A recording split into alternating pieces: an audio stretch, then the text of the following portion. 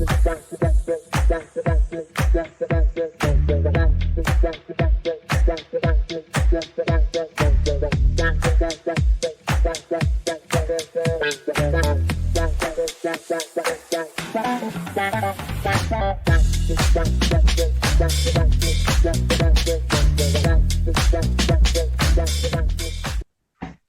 our presentation is going to be over predicting dengue virus using a large language model. A little bit about me. My name is Shrilita Madasu. I'm a sophomore, and I go to DeBakey High School in Houston, Texas. And some of the things that interest me are, honestly, even though I've only done like a few research papers so far, but I really like the concept of like researching and learning more about stuff. So yeah, and some other hobbies I have are like swimming, and I play chess, and I do taekwondo as well. So an introduction to my project.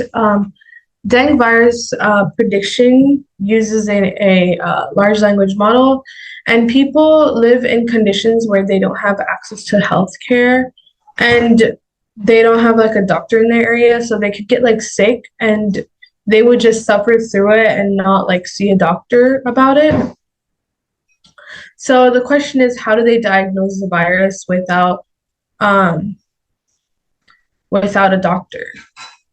And also the mortality rate is very high because of dengue, and I want to decrease the mortality rate by introducing a digital doctor using artificial intelligence. So the literature review, some of the symptoms are similar to symptoms of like Zika and chikungunya.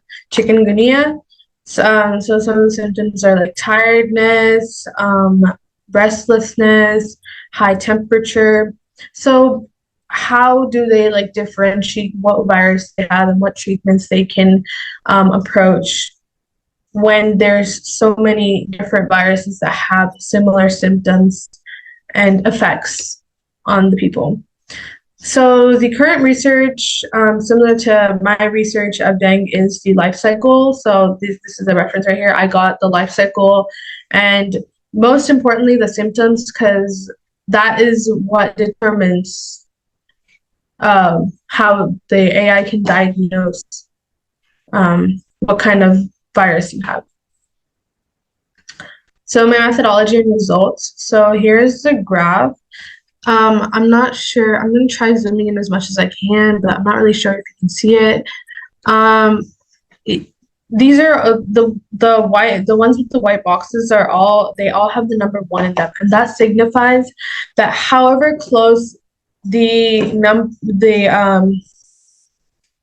symptom is to 1, that's how probable you are to having that the certain virus. So, and however close it is to 0, that's how that means that you don't have it, and so on and so forth. So the symptoms are highly correlated to the virus right here. These are all the symptoms, and then the large language model is built to predict the virus. So the conclusion is that a digital doctor using a large language model is built, and it can be used to predict the virus. And the digital doctor can be used to predict the data of the 12 viruses. So I'm sorry, I did not go through this, but the 12 viruses consist of something like Japanese encephalitis, dengue, Zika, yellow fever, Rift Valley virus, etc., etc.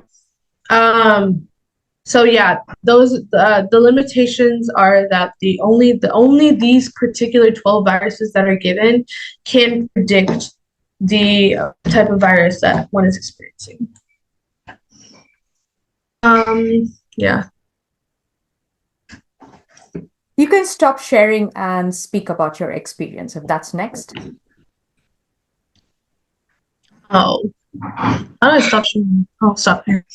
Um, so my experience with this research program is that I was able to get an insight into dengue. Like I've never even I've never researched about like a certain like virus, and I was really able to learn how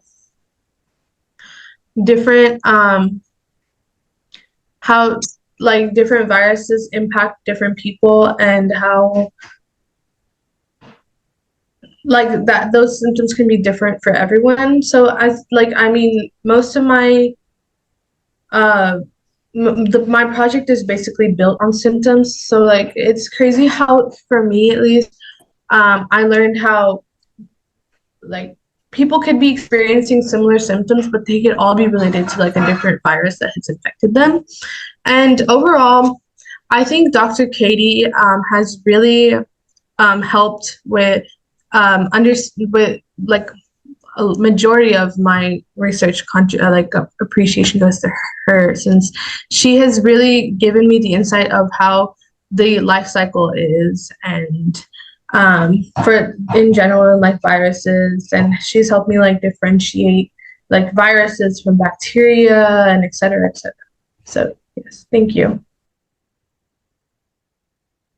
So, can you say anything about how far along researchers are, maybe in finding a vaccine against dengue or any of the other couple viruses that you mentioned, like Zika as well?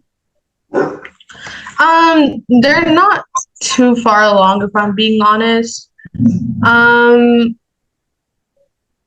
I think the most of the stuff that I've seen are like, okay, I'm not sure if you can hear that. My dog is barking. Okay, so um, they're not too far along. I think like most of the symptoms that are like there are so many side effects from the vaccines, um, indicating that the vaccine isn't like the most like best thing ever for the people that are taking it. So it's not really that good. A number of these diseases that you just talked about too um, were on a list of diseases to be eradicated sometime soon, and Yeah. sometimes soon isn't happening soon enough. Yeah.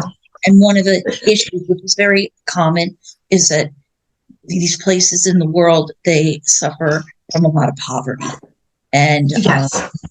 and they don't have people researching for those diseases there.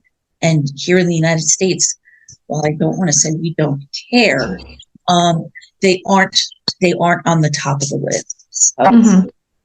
and that's a problem with a lot of these things that we see. So very, very nice. And thank you. Thank you. Okay, I don't want you to turn off your video, but yes, Sri Lalita, this has a lot of potential. I want you to create a plan as to how you are going to promote this venture, right? So what I understand is you've gone into Kaggle data sets and everything and done a model, right? Now, how is it that doctors can benefit from what you've done? Yes, there are limitations. It's a work in progress. So this is what I ask my students to do: is to you're going to create a plan and present it to us, where Mm-hmm. you're going to create an elevator pitch about your solution.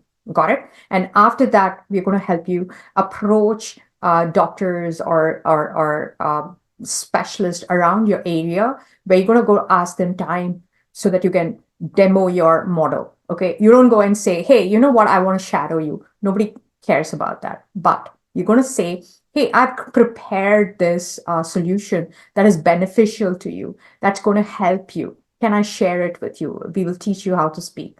If that's something that you want, we want to see a plan first as to what is the roadmap, right? Because I always say this is Mona Lisa is out there. Da Vinci didn't think that it was not perfect and put it in the basement, right? A lot of people said negative things about it, like, oh, the forehead is too big. She's so fat. The nose is awful. Who cares? So your invention is not supposed to be in the basement. It's going to be out there. You're going to be criticized, but you're not going to give up. You are going to make that effort to popularize it. Got it? Okay, so a big round of applause for Sri Lalita. Not only did she do research, she prepared an outcome that was amazing. So